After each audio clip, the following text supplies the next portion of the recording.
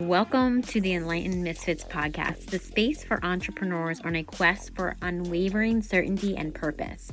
I'm your host, Lauren, and each episode is a compass guiding you through authentic conversations, unraveling the mysteries of your human design chart, and offering tools from the remarkable guest.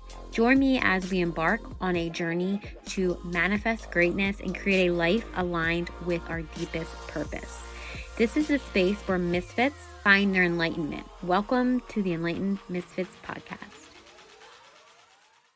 Welcome back to the Enlightened Misfits podcast. I am your host, Lauren, and in today's episode, I have Becca. She is a life and mindset coach. Welcome, Becca. I'm so excited for our conversation today. So can you share a little bit about your journey exploring manifestation and how it's influenced your life? Manifestation. So I started really realizing that thoughts and intentions create reality back in 2010. I enrolled in a wilderness skills program and I was camping outdoors 3 days a week. And there was a heavy Native American influence on the program. So there was a lot of gratitude and intention setting. And I just noticed being out in nature that much in a collective of people that were really in that mindset that prayers and intentions really unfolded. And I grew up in a very non-religious home. So there wasn't any emphasis on God or prayer. And setting intentions was kind of new for me. And call it beginner's luck or just true intention, but it was so intense and potent in my world that I couldn't not believe in something anymore. So that's really where it started. And let's see, it's 2024. So it's 14 years later. There's just been so many different experiences with it. I've tried out so many different avenues and strategies and techniques and beliefs around it. I know I'll never hit it all, but it feels like I've tried every flavor of manifestation. And I've really come to understand what seems to be fluff and hopeful and wishful thinking and how it really does work psychologically and practically as well. So we can get into all those different techniques, but I'd say that's where it really started. And just through trial and error and living it is how it's really come to be a practice and a belief system. Yeah, I love that. And I love that you went through that explanation because I don't know, maybe some listeners know this, but maybe they don't. But it's like, the Christians or Catholics or whatever religion you call it prayer, but that is manifestation, right? And it's like, oh, the witches call it manifestation. Or if you do witchcraft, you're doing no, like it's not. It's literally all the same thing. So I love that you say that because I tell people that all the time. They're like, oh, I don't want to do like witchcraft or manifestation. I just pray. I'm like, well, whatever the hell you want to call it, right? It's the same thing. And I feel like people don't understand that because it's just their very like narrow mind or what society has told them like about religion or whatever.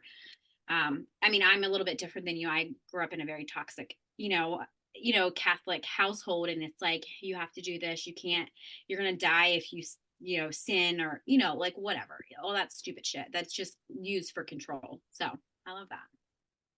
So I want to talk about, I was going to say, so I'm excited because I want to talk about, I know I love astrology and tarot and all the other strategies that you said, but I want to hear your perspective on why you kind of ditched that stuff. Like what is, because I'm very open-minded. I would love to hear why you no longer use that.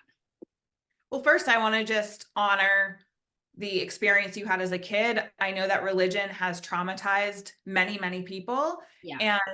And I'd say my trauma around religion didn't come from my family or my religion per se. It came from persecution. My mom is a Holocaust survivor. Both my parents are Jewish. So I grew up with that kind of confusion of not feeling like I fit into society. And I can't believe it, 2024, it feels like we're in 1930 Germany again, starting up. Like it's just wild. So if anything, I really feel like I'm reclaiming my Judaism today, but not from a religious perspective. And a lot of people who don't know Jews, it's very confusing to understand. It's also an ethno religion. It's not just a religious thing. It's also a culture. It's a ethnicity. It's so much more. So anyway, Right. I digress.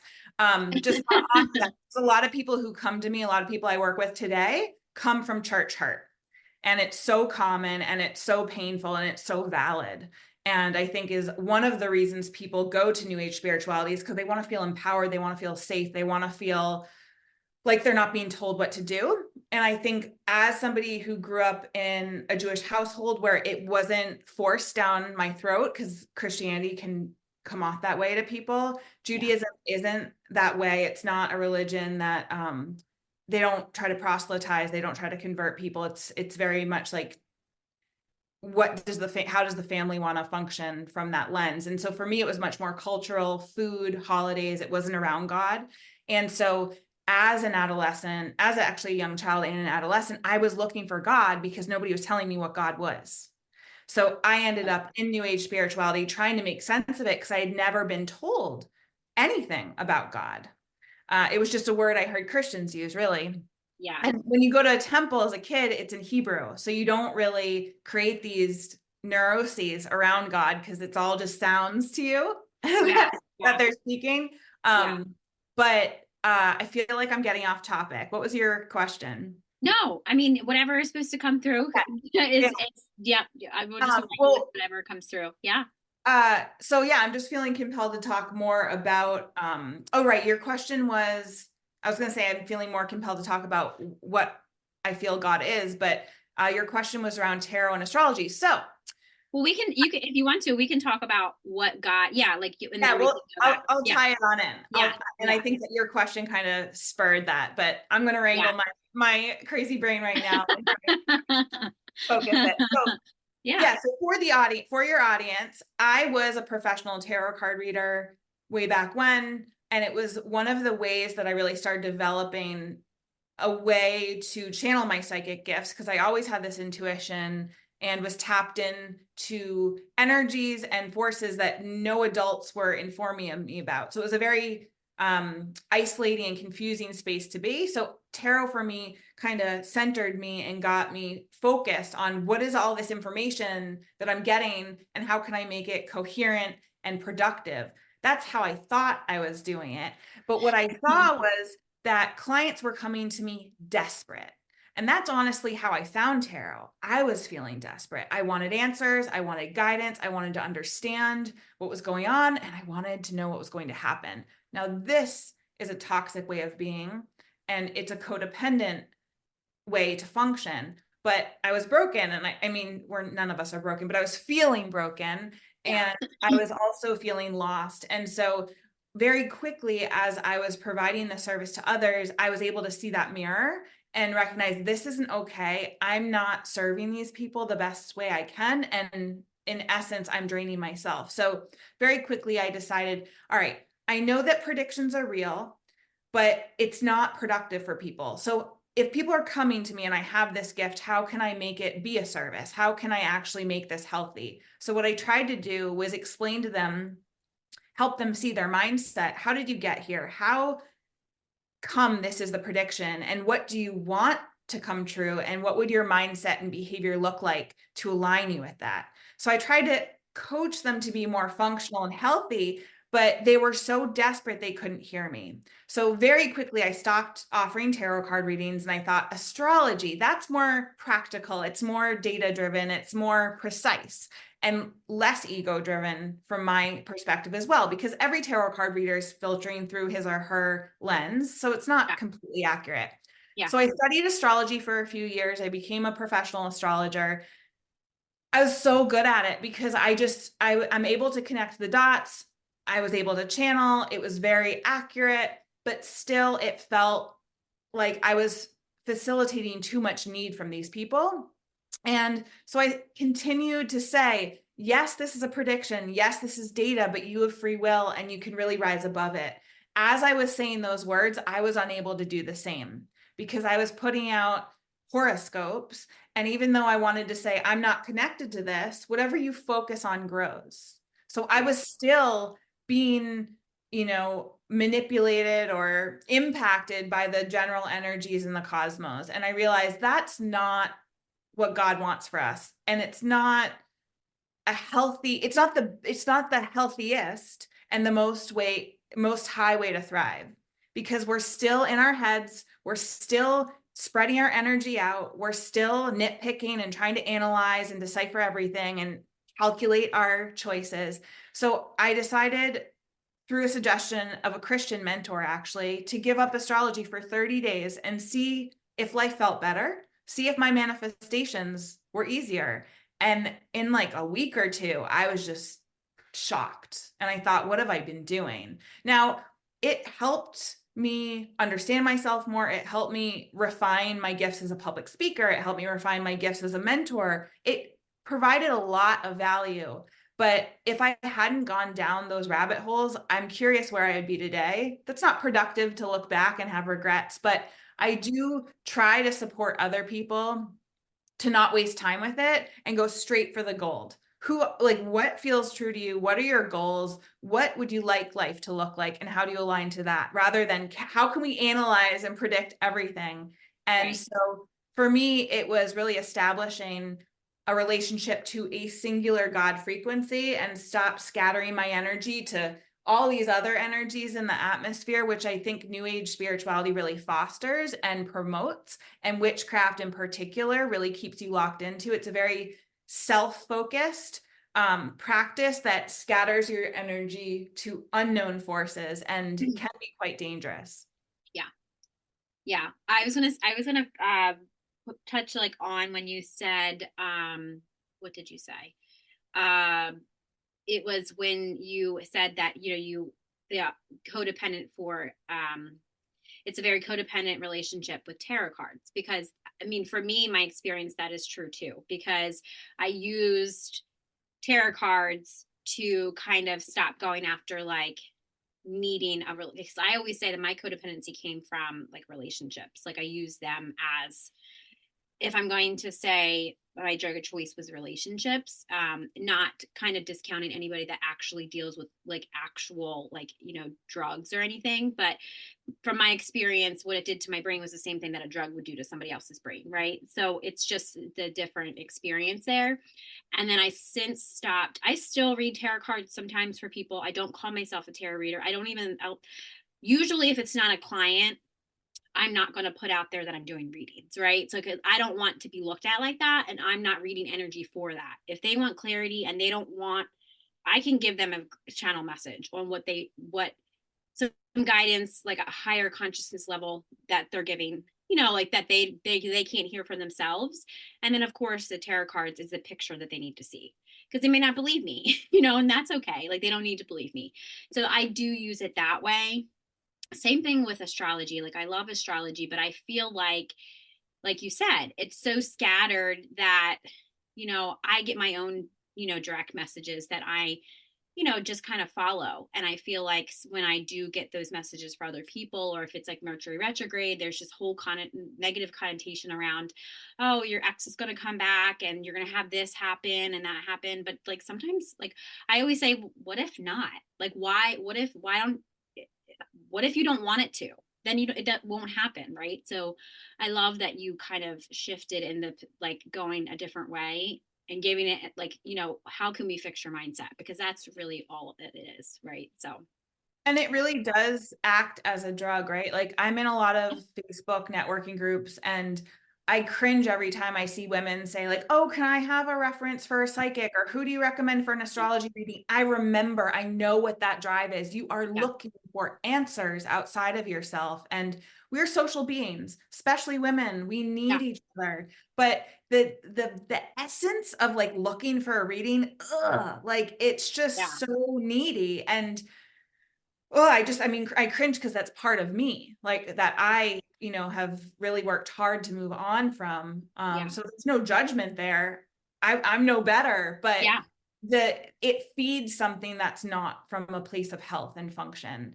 And so supporting people to trust their own clarity, their own guidance to make informed decisions, because so many people who are drawn to that had childhood trauma, don't trust themselves, have been told that they're not worthy of being able to make a decision. So supporting people to connect to God in a way that feels authentic and true to them, not the whatever the church told them God is, but have Right. a source that they feel like they rely on, and in their privacy trust. And what does it look like to trust oneself? And what does it look like to actually have unwavering faith and make decisions with confidence that you're resilient? You can handle what comes next. You don't need to know. Right. Yeah. Yeah, I do. I was going to say, I usually, the way that I teach, like, or the way that I kind of help people understand, like, what God is, like, we all have Christ consciousness within us. So it's like, that is, and I do cringe the same time too. Like when people, my response usually, if I feel very called to respond or like help somebody in those groups or like a post, I usually say, ask yourself every single night. Usually I tell my clients this because I don't give answers to them. I help them understand how they can ask themselves or use their spirit guides, or I might connect into their spirit guides to kind of help them. But I usually, like, when people need business, like, when people need business help, I'm like, what did your business spirit guide say? And people are like, wait a second, I have business spirit guides. I'm like, yeah, of course you do. And then a couple days later, they're like, oh, they said to go do this. They said to go do that or stop doing that, like things like that. So it's like anybody can hear the messages. You don't have to be some guru and channeling, right? So it's like, you just have to ask yourself because ultimately you're the only one that knows. And I feel like if you're asking the question, you probably already know the answer. I mean, I know that for me, I would ask questions that I know the answer to. I just don't want to listen to it. I'd rather somebody else tell me or Like, clarify. Sometimes you just need clarity or like reassurance that sure, that is something that you should do, or that would be great. Another person saying that, maybe that's all you need, right? So yeah, I I think definitely understand. there can be so much risk of mental illness tipping over the edge with these sorts of things. So I Yeah, wouldn't even, I mean, I myself, I won't try to connect to guides or angels or other spirits, because what I've seen is that when you start to play in those realms, you are opening yourself to unknown stuff. And it can show up in anxiety, depression, OCD, lack of mhm, self trust, like all these things that society says is normal, that is just an energy leakage. So I yeah, I think it's just, it can get messy to start to name things that we don't actually know. And I was in the new age realm for so long and yeah, trying, third eye meditations and connect to your guides. And it's like, we don't actually know what those things are. And right, I feel like yeah, there's a price to pay. Like it does show up in bad luck or torment or crisis or people lashing out at us. And I've just found also that a lot of friendships ended when I started coming to these realizations, and people started behaving in ways I never thought that they'd behave. yeah, And I'm not trying to make any sort of broad sweeping statements, but a lot of my friends were astrologers and a lot of my friends were witches. And sometimes it was like, who are these people? Like they would be really loving and kind. And then all of a yeah, sudden, one day they'd be saying things. And I'm like, I don't even recognize you anymore. I'm like, right, because they're open portals. And I was an open portal. So yeah. the way I try to function these days is just trying to really stay in a very practical and grounded, healthy, functional space and continue to nurture my relationship to myself and to God. And things are just a lot simpler and they're a lot cleaner, it feels like. Hmm. Yeah, I have a very similar. I was very into witchcraft and like, I'm very limited on when I do channel, and it's because like I can actually see the energy. So if like I don't if it makes my body feel like I have anxiety, like you said, I'm not going to go forward with that, even if it is to help somebody. Like, so I do have big boundaries with that, but I used to do a lot of that stuff too. So it's like I know what it does. Like I've gone through that. I feel like you said, bad luck. I had a lot of bad luck, or it would be tied up in my money or something like that. So I don't really do much of that anymore, but I feel like when people can trust and connect with themselves, you don't have to use like people outside or like spirit guides or whatever. You can just use yourself eventually. But I feel like people have to go through that, or they're going to constantly latch on to other people. Like, I need Yeah. your help. I need your help. Right. You kind of have to use like the universe or use some type of new age spirituality to kind of go through that yourself. So you don't go back, or you don't keep like leeching on to people needing somebody else. And I think Yeah. it was for me because I needed to learn that too, because I was constantly like, I need guidance, I need guidance. And it's just like, why don't I just ask myself? Right. So, I love that. And a yeah, lot of the clients that come to me have been in therapy for years. yeah, And my question is, what's wrong with your therapist that they're yeah, okay continuing their own codependent relationship with you? Because I think there is this idea that we just are always needing to do work, always needing to unpeel the layers. And as you know, what we focus on grows. So if we're yes, constantly trying to address trauma, constantly trying to address what's wrong yes, with us, that's the reality we're creating. And it was my last coach a year ago who said, like, you don't need a coach. Like, you are healed. You've done the work. Let it go. And I right, haven't had a coach since, and it's changed my practice. I've really like had a vision for each client. Let me be your last coach. If you want support, that's okay. We're allowed to have preferences. We're allowed to have support, but needing a coach or needing a therapist, something wasn't provided in those containers that you actually came into a healthy blueprint of yourself. And I think that that's also just a fragment of our culture, right? Like, our culture's yes, broken, our society's broken, and people aren't raised to feel full and whole and complete and trust themselves. And I think religion is part of that trauma. yeah. Yeah. And I was going to say, and I feel like when I have healed different traumas, or if I like, one of my, I've used Jesus, his higher self, to help me heal my relationship to like being able to channel him, because, I wanted to ask him. My main goal was to ask why he came here. What was, and his intention to come here was to be a human, to be a healer, but all of us here can be healers, right? So it's like, he's like, the way that you guys, and it's actually really funny, and I've talked to so many other people about this too, that they're like, he's very funny about it. He's like, you humans think that you are supposed to worship me, and you're not like that, but that is what Christianity teaches. So I use that too, because that really healed. It made sense of why I had so much trauma, and I'm like, I'm not even supposed to be doing this. I'm supposed to be doing my own path, my own mission. So, I feel like when people have to go through that, same thing with therapy. Therapy never worked for me because I felt like you kept telling me to do this, you kept telling me to do this, you give me this tool and it's not working. Like, it's like, where am I going wrong? Same thing with you. Like when you said about your coach, I had the same thing, and I felt like my coach she kept me stuck because I had to keep paying her, and I realized it's not working, and I feel like I'm reliving my trauma again. And your main niche was, you don't have to relive your trauma, but you're making me relive it. Like, I feel it. Let me just feel it so I can move on. That's literally what I needed to do. And then I started doing it on my own, and I was like, okay, I don't need to keep revisiting this. I felt it, I released it, I honored it, like I accepted it. It's who I used to be, and it got me to be where I am now. Like, let's move on from that, right? Like, I have to let it go. Like, keep it inside of me, like evolve it, not completely let it go, but use it as power versus keeping me stuck, right? So I love that. I Yeah, love I'm that sorry. we're having this conversation, because I'm like, okay, now it makes sense of why we connected. Yeah. And I'm sorry you went through that. I also had a couple therapists, which, looking back on it, was quite abusive. Yeah, But hurt people hurt people. And right. just, like, I had therapists like telling me to do candle magic and stuff. And that is ego driven. It's Yeah, forceful. It is yeah, not, it is not surrendered. It is not trusting. It is not faith. It's toxic. And I just look back to years ago where I thought witchcraft was like so empowering and so fun and so earth-based and so benevolent.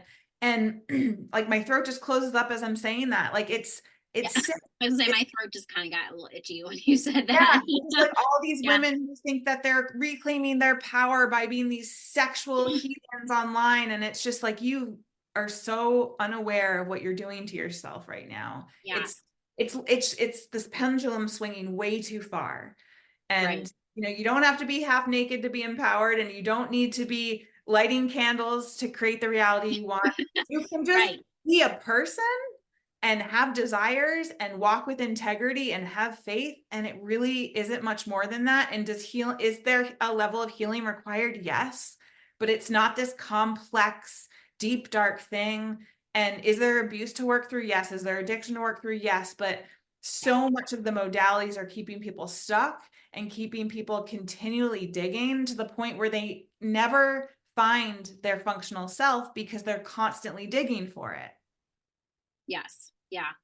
And when you had said about, these women, the new age spirituality, I should say, and I think somebody that I used to do, and that just kind of brings me back to a conversation that I used to do well, I still do network marketing here and there, but one of the girls, when she had said something, she said, what is human design? So I kind of told her about it.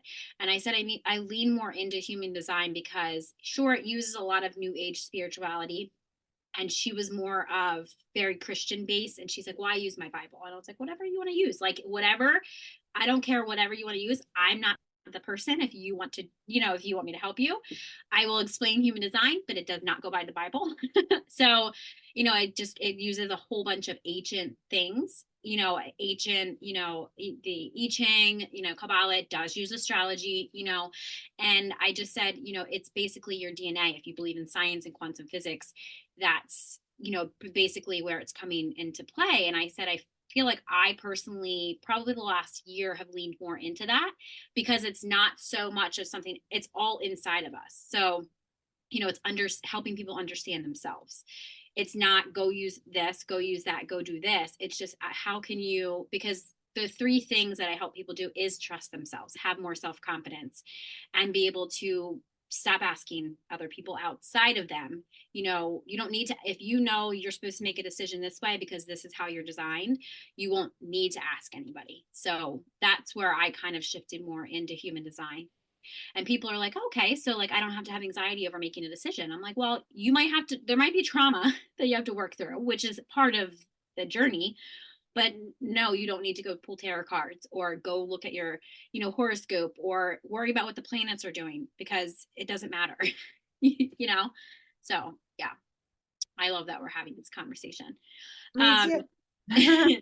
so what advice would you give somebody who is struggling to maybe find their spiritual path or the questioning their beliefs?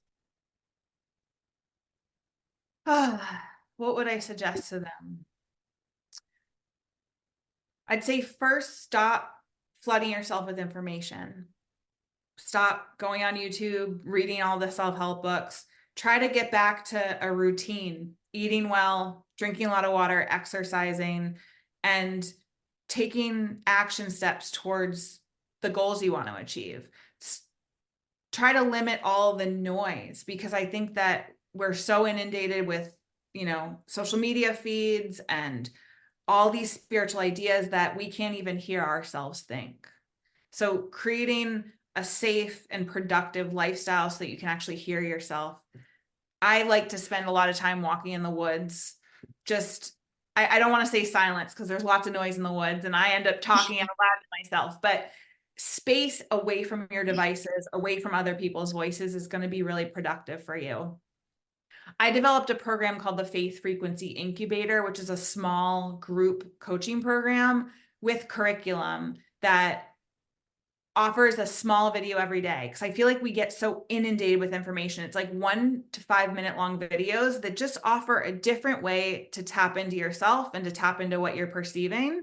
Because as you know, it's a skill and it's a muscle to build to hear your own inner voice, to recognize what is interference, what is light, what is other people's projections onto you, what is God. It takes practice, and only you can know that.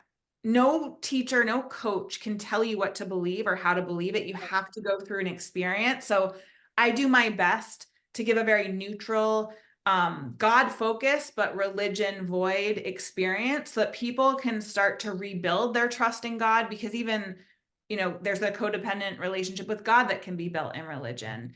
And I think that, people question, well, what is New Age spirituality? Because these are all ancient practices. Yes, that's true. None of it's new. What is new is Westerners dabbling and picking these different tools and techniques, thinking that there's no recourse, that there's no,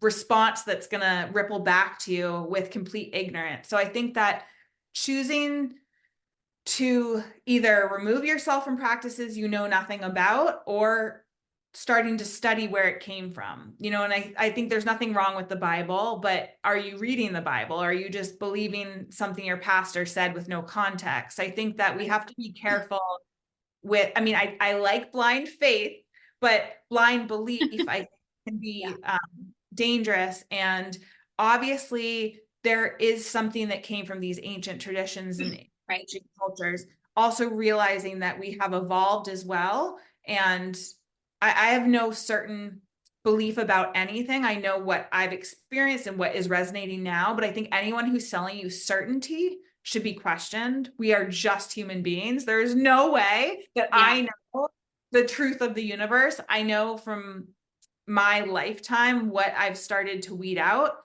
but we're just human beings and God knows so much more than we do. I Yeah. I define God as a frequency. Yeah. People are like, well, so you think there's some guy controlling everything? No, I don't know. I don't know what God looks like. I know what Yeah. God feels like. I know I have an idea from my experience how God moves and how not God moves, which I know Yeah. very intimately. Yeah. So helping people to get familiar with the difference through trial and error, and then aligning with God much more frequently is going to be offering a much more productive and gentle and easeful life. Yeah. I love that you said that God is a frequency because that's what I also believe too. Like to me, God is God. It's not like a person. Like it's more of like if I'm looking at something or if I'm seeing something, it's just light. Like it's not like why do I feel like there's a shadow? Like that's a little bit, that would be different. That would be something like imposing of maybe that frequency. And Mhm. most of the time, when people like, I believe the Bible is real. Like I believe it was altered by a man. Like I feel like it's very altered. Not everything. And like, I feel like there could be like the Old Testament or whatever they talk about. I believe that a lot of that was real, but it was taken out to fit the narrative of whatever they need to fit the narrative of, like I believe that, I don't know if you watch The Simpsons, but I believe that their predictions are always right for whatever reason. I'm like, that's interesting, because I loved watching The Simpsons and when I was a kid, and I used to always tell my mom, that's going to happen. And it's like now on TikTok, it's like, oh, Simpsons were, things happened, and it's like, wow, these things are, somebody knows what's happening, so obviously it's being facilitated, it's not God. Like, these are all man-made stuff that people just think are coincidences, and I'm like, no, I don't believe in coincidences. Like, they're just synchronicities of whatever is happening or whatever needs to happen to fit their narrative. So yeah, that's what I usually say to people, like if they're like, well, this happened, a significant experience, I should say. And I'm like, well, you just have to experience that. I'm not the person that's going to tell you what you need to do, So, yeah, I love that. So, as we wrap up, can you share any like significance or specific experiences or moments that shaped your view of manifestation or spirituality lately that you'll be like moving forward in the future? Or maybe it could help people move forward in the future? Interesting. The first thing that comes to mind is recognizing the essence of things. Like, I feel as though the quickest manifestations I've experienced is when I had an energetic awareness of it without language, and then it showed up really quickly, but it's not always the best for us. So I think being really careful to be locked in to what you think you want, what you think is best for you. I always tell people not to make vision boards because it's so limiting, because you've already decided what it is that you want. Yeah. And then you're not opening yourself up to infinite possibility. So I just say question your own judgment. And if you're willing to build a relationship to God per se, knowing that you can rely on something else out there seeing more than you do, and keeping yourself in the orientation of receptivity to better than you can imagine. And I think that this need to control and need to hold on is a result of codependency, is a result of trauma. And to begin to untangle those tethers of control is going to be a real benefit to you. So when it comes to manifestation, it's almost like I have an idea of what I want. I have an idea of what I've experienced. I'm open to greater. Show me what's better than this. But making decisions in accordance and in integrity with what you feel is the most kind, loving, generative, healthy decision for you. And not to be in isolation either. I think a lot of YouTube manifestation teachers, social media manifestation teachers talk about you are the God of your reality. Everyone else, no one else has free will. I think that's a really dangerous place to be. Yeah. So recognizing you are part of a whole, and also recognizing your limited awareness, right? Not speaking to things with concrete decisions or beliefs if you don't know all aspects of that. And Right. and your question was like any pivotal experience recently. It is about something. I just remember once kind of invoking something, recognizing what was the feeling I had before that last experience, pulling that up within me, and then it showing up. And then I decided, oh, because it showed up, it was of benefit to me, and it wasn't. Yeah. So just being really mindful step by step, not to be too impulsive. Just because something feels exciting doesn't necessarily mean it's for your best. So just to strengthen awareness about who you are, where you're functioning from, when you're making decisions from habits, when you're making decisions from a place of wisdom and learned experience, and when you're making decisions recklessly. And if you feel like that's not something that you can do on your own, hiring support until you do have those skills, because you can have those skills and life is much more fruitful, beneficial, enjoyable, productive with those skills. I love that. And I'll make sure that people can get a hold of you through your website, and they'll be in the description box. And then also wherever you're listening to this, you'll also have her links in the show notes. So Thanks, thank you. Lauren. You're welcome. Thank you so much for joining us on today's episode on the Enlightened Misfits podcast with Becca. If you enjoyed today's episode, don't forget to subscribe. You can leave a review and then share with somebody that you feel that will gain knowledge from listening. Stay tuned for more captivating conversations in the future. I hope you have an amazing rest of your week, and I will see you next week.